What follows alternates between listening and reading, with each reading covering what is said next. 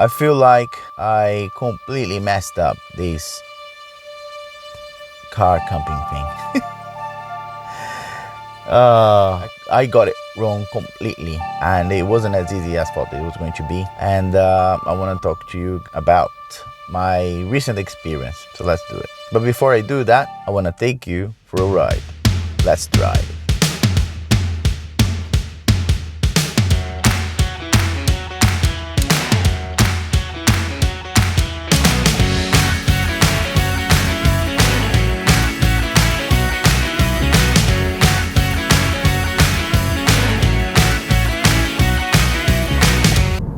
If you watched my last video, then you know on my last car camping trip, I was going to spend 3 nights sleeping in my car. Well, that didn't go according to the plan. And there were various reasons for it, all of which I will discuss with you. But it was a big learning curve for me, because although I have slept in my car before, they were like single nights, and therefore they went fine. But on this attempt to sleep more than 1 night in my car, there were a few hurdles that really caught me off guard, to which I wasn't prepared for. Therefore, I had to call off the whole thing, meaning I didn't spend the 3 nights in the car. But I'm gonna take you to this location where I'm gonna explain exactly what went wrong, because it's a beautiful location. It's actually, I'm taking you back to the place where I slept, and for the first time in my car. It's a beautiful location. Then I'll be able to talk there.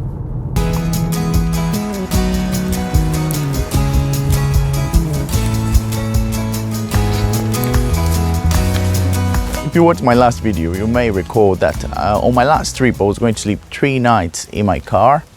And following the advice of a friend, of a work colleague actually, I drove to this location where he recommended to me, saying that it would be a great spot to sleep in my car. After I drove to the spot, I realized the spot was on the side of the road, which I wasn't really keen on. But driving around a bit, lucky me, found a spot, a quiet car park, at least to what I thought was a quiet car park, to which then I decided to spend the night, because there was no signs prohibiting any such of activities. So I stayed in that car park. I recorded a video, and after recording the video, I packed it all up and set up for the night. But little did I know that that night was going to be anything but quiet, because at around 11:30 I was woken up by a car pulling into the car park. Then I thought, that's a bit odd. Why is there a car parking up to this car park quite late at night for no apparent reason? I stayed quiet, of course, as always, and started to listen to the noises outside. I heard the engine shutting down and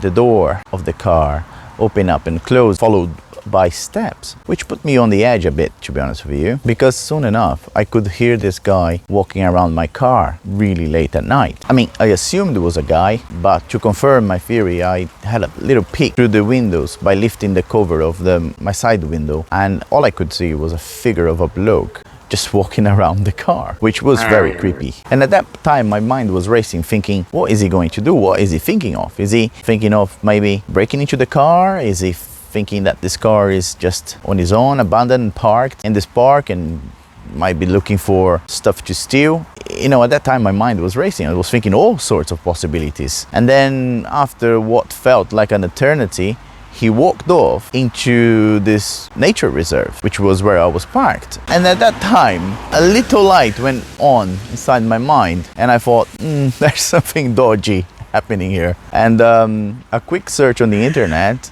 proved what I was thinking, that place was actually, you know, a dogging site. And if you were not, no, I hope you know what dogging is. So, but if you don't, just Google it, because I'm not going to explain.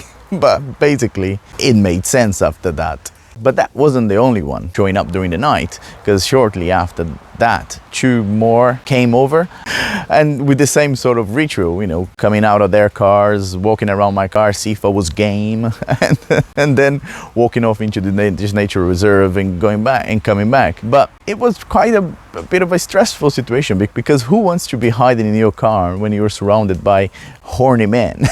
It made me feel like the hero of a zombie movie when he's cornered into a place with this horde of zombies, you know, trying to attack him. Anyway, that's what it felt like in a way. Now I can laugh about it, but at the time, it wasn't really this fun. So this happened to, I don't know, 2 o'clock in the morning. I was, you know, pretty much on the edge all that time, only able to catch some sleep after that. So needless to say that in that morning I was pretty much a wreck. I was so tired. I had not a lot of energy left in me, but I still had a full days of work. I went on to do it, but that wasn't what I planned at all. But hi-ho, that was night 1.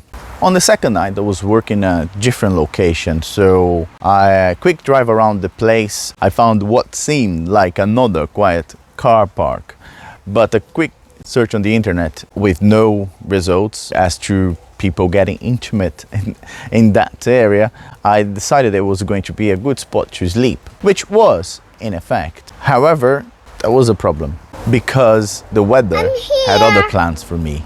On that week was the first heat wave that we had here in the UK, in England, and that day had been particularly hot, with temperatures reaching mid-30s. So it was a pretty hot day, to which by the time I was ready to go to sleep, temperatures had cooled down a little bit, but not that much. So it was pretty hot inside the car, and I didn't have a portable fan with me, which aggravated the situation, and leaving a smidge of a gap on both back winds of the car didn't seem to help at all, because on top of the hot day, or the hot night rather, it was a windless night too.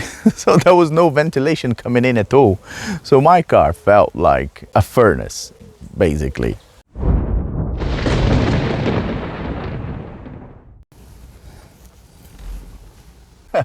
The joys of an aspiring YouTuber. So my phone just decided to die on me halfway through the video.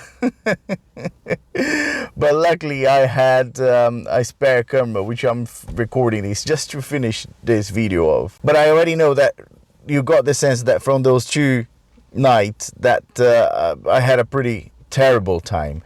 And on my 3rd day I was absolutely knackered. I had no strength left in me, and I could not face having another sleepless night. So I decided that enough was enough, and I was going to go back home to have a good and sound night of sleep. So I drove 2.5 hours back home, because I could not have another terrible night. So after all that ordeal, there are 5 lessons that I've learned.